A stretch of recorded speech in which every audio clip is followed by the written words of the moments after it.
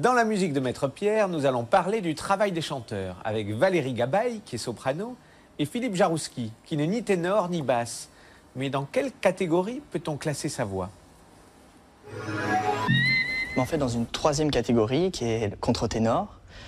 Et voilà, la particularité par rapport aux autres catégories masculines, c'est que je chante en voix de tête au lieu de chanter en voix de poitrine. Alors quelle est la différence entre les deux?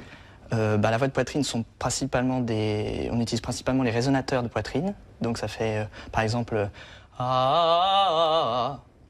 Et en voix de tête, on utilise principalement les résonateurs qui se trouvent dans tous les os du crâne. Et donc on obtient ce son qui fait ah, qui se rapproche d'une voix féminine lyrique. Valérie, tu vas chanter, tu n'as pas encore chanté. Je suppose que tu dois t'échauffer avant de chanter. Et pourquoi les chanteurs s'échauffent? En effet, je dois m'échauffer, tout simplement parce qu'on est comme des danseurs ou comme des sportifs. On doit absolument mettre en place la soufflerie et réveiller les muscles.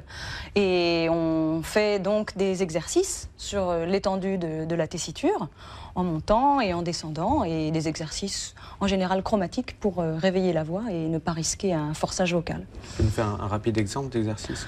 Oui, par exemple, des arpèges.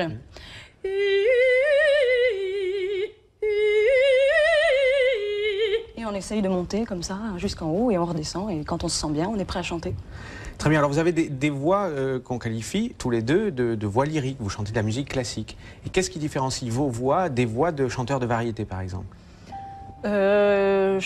À mon avis, la principale différence, c'est qu'on n'est pas destiné à être amplifié, donc on doit remplacer le micro et travailler la puissance, la focalisation de la voix, la précision, les nuances, etc. On doit être des athlètes de la voix, en quelque sorte. On vous écoute maintenant, vous allez chanter le Stabat Mater de Pergolèse. Pergolèse, c'est un compositeur qui se situe entre Bach et Mozart.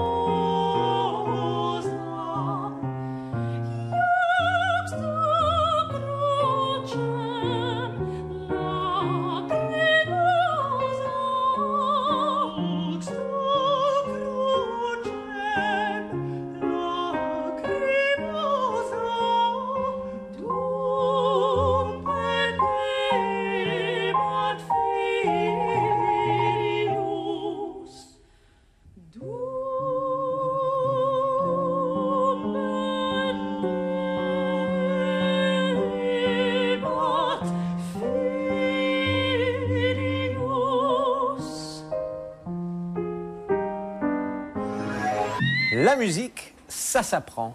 Et nous sommes là pour ça.